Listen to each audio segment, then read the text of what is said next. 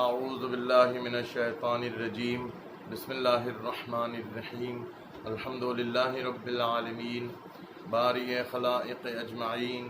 ثم الصلاة والسلام علی اشرف الانبیاء سیدنا و مولانا و شفیع المذنبین جد الحسنین و ابی الزہراء و ابی القاسم محمد اللہم صل علی محمد و آل محمد وعجل فرجهم وعلى أهل بيته الطيبين الطاهرين المظلومين المعصومين الذين أذهب الله عنهم الرجس وطهرهم تطهيرا اللهم صل على محمد وآل محمد وعجل فرجهم لا سيما بقية الله في الأرضين روحي وأرواح العالمين لتراب مقدمه الفداء أما بعد فقد قال الله تعالى في كتابه المجيد فقل تعالوا ندعو أبناءنا وأبناءكم ونساءنا ونساءكم وأنفسنا وأنفسكم ثم نبتهل ونجعل لعنة الله على الكاذبين صلوات اللهم صل على محمد وآل محمد وعجل فرجهم۔ سب سے پہلے میں سننے والوں سے گزارش کرتا ہوں کہ جناب طاہر حسین بن بشیر حسین صاحب کے ایصال ثواب کے لیے یہ چند کلمات ذکر کیے جا رہے ہیں اہل بیت علیہم السلام کی فضائل اور مصائب کے۔ تو اس سے پہلے کہ یہ ذکر شروع ہو، آپ سب سے درخواست ہے کہ ایک مرتبہ سورہ فاتحہ اور 3 مرتبہ سورہ توحید کی تلاوت فرمائیں۔ بسم اللہ الرحمن الرحیم الحمد للہ رب العالمین الرحمن الرحیم مالک یوم الدین ایاک نعبد و ایاک نستعین اہدنا الصراط المستقیم صراط الذین انعمت علیہم غیر المغضوب علیہم ولا الضالین۔ بسم اللہ الرحمن الرحیم قل هو اللہ احد اللہ الصمد لم یلد ولم یولد ولم یکن له کفوا احد۔ بسم اللہ الرحمن الرحیم قل هو اللہ احد اللہ الصمد لم یلد ولم یولد ولم یکن له کفوا احد۔ بسم اللہ الرحمن الرحیم قل هو اللہ احد اللہ الصمد لم یلد ولم یولد ولم یکن له کفوا احد۔ اللہ تعالیٰ سے دعا گو ہیں کہ بحق سیدہ بحق اہل بیت علیہم السلام ان مرحوم کی اللہ تعالیٰ مغفرت فرمائے، ان کو جوار اہل بیت علیہم السلام میں جگہ عنایت فرمائے اور ان کے مزید درجات کو بلند فرمائے۔ آپ کے سامنے جو آیہ مبارکہ پڑھی ہے وہ مشہور ترین آیہ مبارکہ ہے جس کو کہا جاتا ہے آیہ مباہلہ۔ جب عیسائیوں نے رسول خدا صلی اللہ علیہ وآلہ وسلم کے سامنے آ کر اسلام کو چیلنج کیا، بہت نہایت اختصار کے ساتھ میں چند جملے کہنا چاہتا ہوں کیونکہ 15-20 منٹ سے زیادہ میں نے اس موضوع کے اوپر کلن یہ جو آپ کے سامنے ذکر ہو رہا ہے وہ کلن 15 سے 20 منٹ سے زیادہ نہیں ہوگا، لہٰذا نہایت اختصار کے ساتھ میں یہ عرض کر رہا تھا کہ رسول خدا صلی اللہ علیہ وآلہ وسلم کے سامنے آ کر جب نجران کے عیسائیوں نے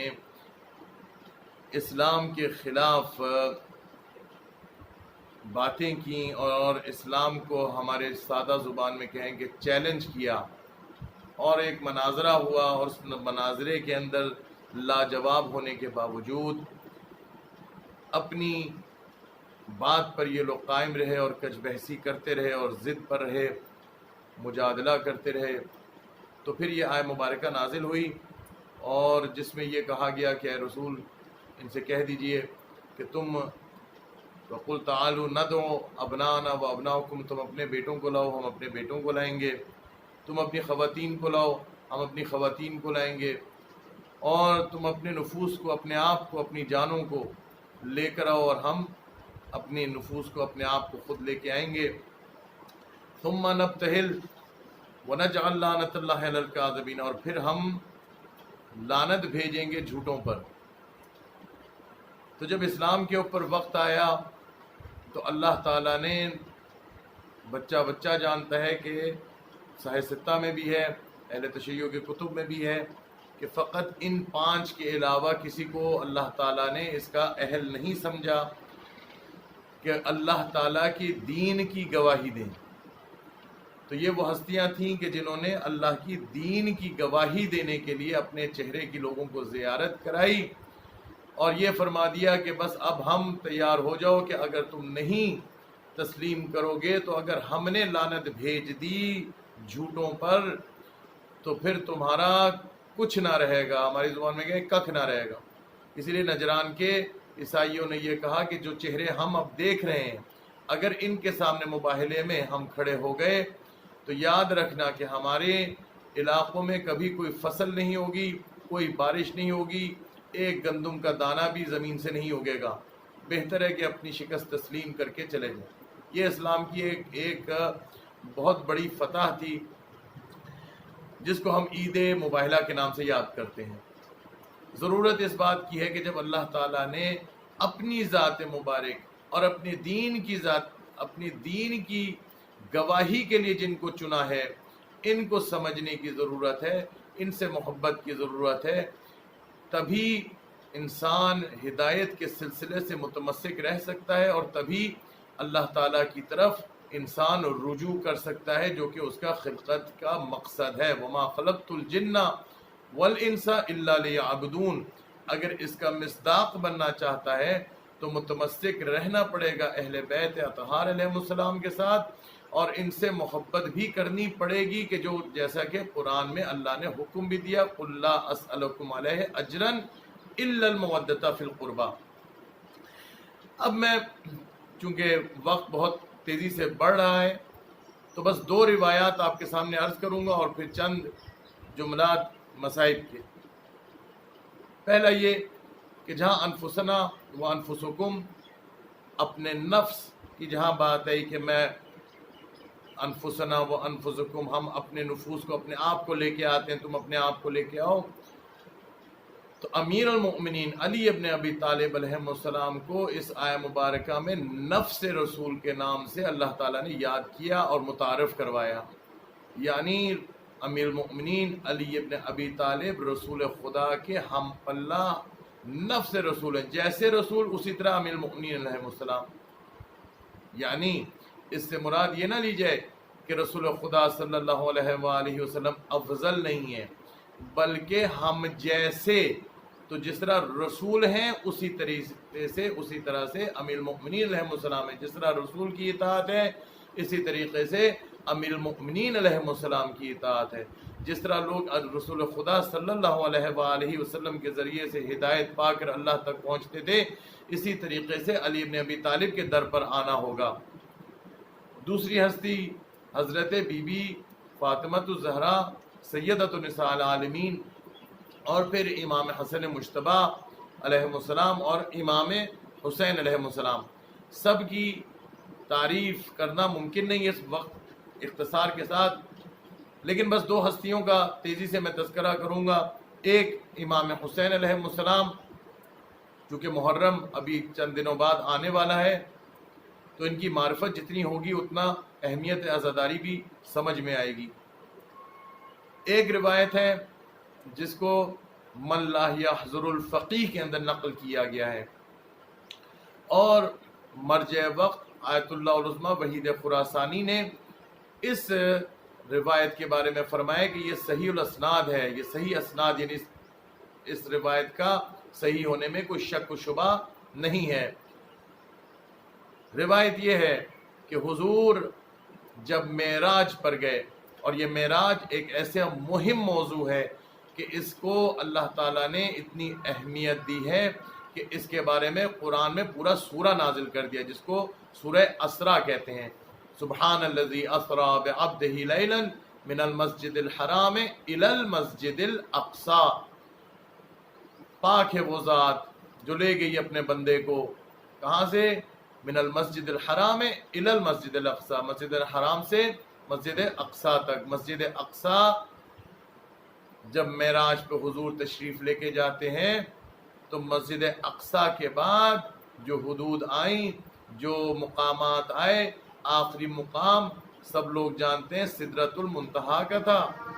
یعنی یہ وہ مقام تھا کہ جہاں جبرائیل علیہ السلام نے فرمایا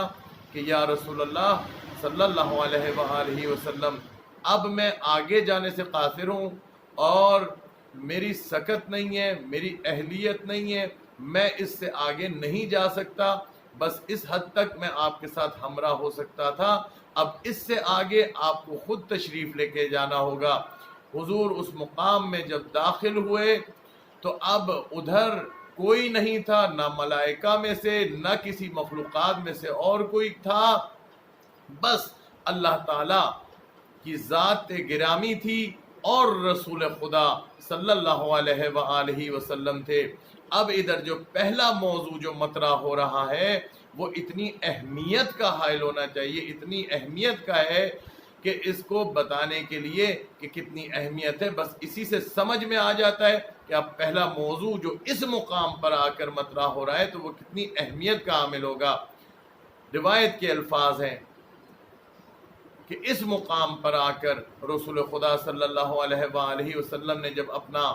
سر مبارک کو بلند کیا تو عرش پر لکھا ہوا تھا ان الحسین مصباح الہدی و سفینۃ النجات، بے شک انا یعنی بلا شک، بلا شک، بتحقیق، بے شک، بغیر کسی شک و شبے کے، انا کا جو لفظ ہے یہ تاکید کے لیے استعمال ہوا، الحسین مصباح الہدی، بے شک حسین چراغ ہدایت ہیں، مشعل راہ ہیں، اندھیروں سے نکالنے والے ہیں، انسانیت کو گمراہی سے نکالنے والے، وَيَخْرُجُهُم مِّنَ الظُّلُمَاتِ إِلَى النُّورِ کا مصداق ہیں، انسانیت کو اندھیروں سے نور کی طرف لے جانے والے ہیں، وَالسَّفِينَةُ النَّجَاةِ اور یہ کشتی نجات ہیں، کہ جو میں اپنے الفاظ میں کہوں کہ آگے پھر اس کی توجیہ یہ ہوتی ہے کہ جو اس کشتی میں سوار ہو گیا وہ نجات پا گیا اور جو سوار نہ ہوا وہ غرق ہو گیا۔ تو یہ ہے امام حسین علیہ السلام کی ذات مبارک۔ اور دوسری میں عرض کرنا چاہتا ہوں کیونکہ وقت اب ختم ہو چکا ہے تقریباً، ذات حضرت سیدۃ نساء العالمین سلام اللہ علیہا، یہ وہ راضیہ اور وہ مرضیہ ہیں کہ جن کے بارے میں رسول اللہ صلی اللہ علیہ وآلہ وسلم نے فرمایا تھا اور بلا تفریق تواتر کے ساتھ نقل کیا کتب اہل سنت میں بھی اور کتب اہل تشیع میں بھی، کہ جس میں یہ بیان ہوا کہ رسول اللہ نے فرمایا کہ ان اللہ یرضی لرضاہا ویغضب لغضبہا، اللہ سیدہ فاطمہ سلام اللہ علیہا کے راضی ہونے سے راضی ہوتا ہے اور ان کے غضبناک ہونے سے غضبناک ہوتا ہے۔ اب ادھر عموماً جو ممبروں پہ کہا جاتا ہے اور درست کہا جاتا ہے کہ اگر کسی نے دیکھنا یہ ہو کہ اللہ کب راضی ہے اور کب غضبناک، تو سیدہ کے در پر آ جائیں اور دیکھیں کہ سیدہ کب راضی ہے، تو پھر یعنی اللہ بھی راضی، جس سے سیدہ راضی اس سے اللہ راضی، اور جس سے اور جب کبھی بھی کسی سے سیدہ غضبناک تو اللہ بھی ان سے غضبناک ہے۔ یہ تو درست۔ اب ادھر صرف مزید ایک اضافہ کرتا چلوں اور پھر آپ لوگوں کی زحمتیں تمام۔ وہ بات یہ ہے کہ سیدہ سلام اللہ علیہا کے بارے میں یہ جو راضیہ مرضیہ ہیں کہ اللہ ان سے راضی، کس طریقے سے روایت کے الفاظ کو اگر دقت کریں اور غور کریں تو مزید لطف آتا ہے۔ کیا ایک وقت ہے کہ انسان تابع ہوتا ہے اللہ تعالیٰ کی مرضی کا، کبھی ہوتا ہے اور کبھی نہیں ہوتا۔ جیسے ہم عام لوگ ہیں، جب کبھی وہ گناہ میں مبتلا ہوتا ہے انسان تو وہ اللہ تعالیٰ کی مرضی کا تابع ہرگز نہیں ہوتا، بلکہ اس کی مرضی کے خلاف کام کر رہا ہوتا ہے۔ لیکن معصوم وہ ہوتے ہیں جو ہر وقت اللہ کی مرضی کے تابع ہوتے ہیں۔ وہ شخص جو کہ معصوم عن الخطا ہو وہ کہہ سکتا ہے کہ میں اللہ تعالیٰ کی مرضی کا تابع ہوں۔ اب مرضی کا تابع ہونا اور بات ہے،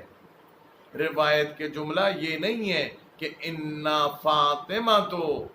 ترضی لرضاہی، یعنی فاطمہ راضی ہوتی ہیں اللہ کے راضی ہونے سے، نہیں، بلکہ جملہ یہ ہے ان اللہ یرضی لرضاہا، اللہ راضی ہوتا ہے فاطمہ کے راضی ہونے سے۔ یعنی اب یہ سمجھ میں آیا کہ جتنے بھی اولیاء، جتنے بھی انبیاء، جتنے بھی اوصیاء جو اللہ کی مرضی کے تابع ہیں، ان کو سیدہ کی رضایت ملے گی تو اللہ کی رضایت ملے گی۔ یہ مقام سیدہ سلام اللہ علیہا ہے۔ اسی لیے روایات میں آیا کہ سیدہ کے مقام کو دنیا میں کسی نے نہیں پہچانا۔ یہ ہے اہل بیت علیہم السلام کا مقام۔ لیکن افسوس سے یہ کہا جاتا ہے کہ مقام اہل بیت عصمت و طہارت علیہم السلام کو پہچانا نہیں گیا۔ امام زین العابدین علیہم السلام نے فرمایا کہ اگر لوگوں کو جتنی تاکید سے کہا گیا کہ ہم اہل بیت سے محبت کریں، اگر اتنی ہی تاکید کے ساتھ یہ کہا جاتا کہ ہمارے ساتھ ظلم کریں، ہمارے اوپر ظلم کریں، تو اس سے زیادہ ظلم کرنا ممکن نہیں تھا۔ تاریخ نے دیکھا کہ اہل بیت علیہم السلام پر ظلم اس حد تک ہوا، اس حد تک اہل بیت علیہم السلام پر ظلم ہوا کہ ان کے بچوں تک پر رحم نہیں کیا گیا۔ امام حسین ابی عبداللہ الحسین علیہم السلام کی 1-2-3 سال کی ایک بیٹی ہے جن کا نام سکینہ ہے۔ سکون سے سکینہ لغوی مفہوم یہ ہے، اور اس کا پس منظر یہ ہے کہ حضرت امام حسین علیہ السلام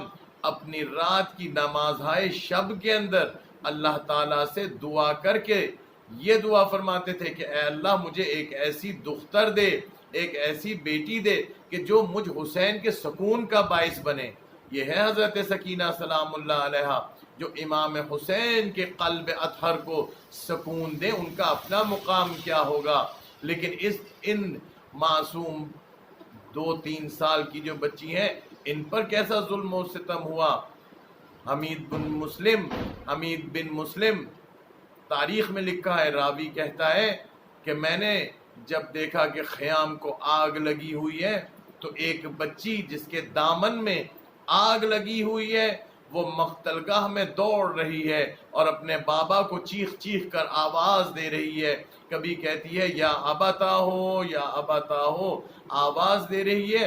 میں قریب گیا کہ میں کرتے کو آگ سے بجھا دوں تو ایسے میں وہ دختر نے میری طرف رخ کیا اور اشارہ کیا اور کہا اے شخص میرے سے دور رہے، اور اپنے نزدیک نہیں آنے دیا۔ معلوم نہیں کہ یہ دختر، یہ بچی اس کے بعد کہاں غائب ہو گئی۔ لیکن شام غریباں کے بعد جب حضرت بی بی زینب سلام اللہ علیہا نے جب سارے بچوں کو جمع کیا تو دیکھا سکینہ نہیں ہے۔ جب دیکھا سکینہ نہیں ہے تو بی بی زینب و ام کلثوم علیہم السلام مقتل گاہ کی طرف گئیں، آواز دیتی جاتی تھی کہ بیٹی سکینہ کدھر گئی۔ بی بی سکینہ کو ڈھونڈتی رہتی تھی۔ ایسے میں مقتل گاہ میں چلتے چلتے جہاں جسدہائے مبارک پڑے تھے نا شہدائے کربلا کے، اس طرف جب پہنچی نا تو امام حسین علیہ السلام کے لاشے کے ساتھ بی بی سکینہ کو دیکھا کہ سینے پہ دونوں باہیں ڈال کر سو رہی ہیں۔ بی بی زینب سلام اللہ علیہ نزدیک جیسے ہی آئی نا تو آواز آئی، سرکٹے بدن سے آواز آئی کہ بہن زینب آہستہ بولنا، سکینہ ابھی تھوڑی دیر ہوئی ہے کہ سوئی ہے، کہیں اٹھ نہ جائے۔ ایسے میں کچھ دیر جب گزری تو بی بی سکینہ کی جیسے ہی جو ہی آنکھ کھلی تو بی بی زینب نے پوچھا اے سکینہ تمہیں کیسے پتا چلا کہ یہ تمہارے بابا ہیں؟ کہا جب میرے دامن میں آگ لگی نا تو میں مقتل گاہ کی طرف دوڑی اور میں بابا کو بلاتی جاتی تھی، بابا بابا کی آوازیں دیتی جاتی تھی کہ مقتل گاہ سے اچانک آواز آئی الیہ الیہ یا بنیہ، ادھر آؤ میری بچی میں ادھر ہوں۔ لعنت اللہ علی القوم الظالمین۔ اللہم صل علی محمد وآل محمد وعجل فرجہم۔ اللہم انی اسألک بحق فاطمہ وابیہا وبعلہا وبنیہا وسر المستودع فیہا اقضی حاجتی۔ یا اللہ تجھے واسطہ محمد و آل محمد کی عظمت کا، تجھے اس ذکر کا واسطہ کہ جناب طاہر حسین صاحب اور ابن بشیر حسین صاحب کی مغفرت فرما، ان کو جوار اہل بیت علیہم السلام میں جگہ عنایت فرما، ان کے مزید درجات کو بلند فرما، ان کے لواحقین کو صبر عنایت فرما، اور تمام مومنین و مومنات بالخصوص وہ مومنین و مومنات جن کے لیے کوئی دعا کرنے والا نہیں ہے، خدا ان کی بھی مغفرت فرما بحق اہل بیت علیہم السلام، اور ہم سب کے بھی گناہ کبیرہ و صغیرہ معاف فرما، ہم سب کے یا اللہ توفیقات خیر میں اضافہ فرما، ہم سب کو اس محرم میں عزادار امام حسین علیہ السلام کی جہاں فہرست بن رہی ہے اس فہرست کے اندر ہمارا نام بھی شامل فرما، عزادار امام حسین کے ساتھ زوار زائرین امام حسین علیہ السلام میں بھی ہمارا نام شامل فرما، حجاج بیت اللہ کے نام فہرست میں بھی ہمارا نام شامل فرما، ہم سب کو دین اہل بیت سمجھنے اور اس پہ چلنے کی توفیق عنایت فرما، واجبات پہ عمل کرنے کی، حرام سے بچنے کی توفیق عنایت فرما، اور نماز اول وقت پڑھنے کی توفیق عنایت فرما، امام زمانہ علیہ السلام کی معرفت عنایت فرما، امام زمانہ علیہ السلام کی رضایت عنایت فرما، ہم سب کو ان کے اعوان و انصار میں شامل فرما، آقا و مولا امام زمانہ علیہ السلام کے ظہور میں تعجیل فرما، اور محمد و آل محمد بلند تر صلوات، اللہم صل علی محمد و آل محمد۔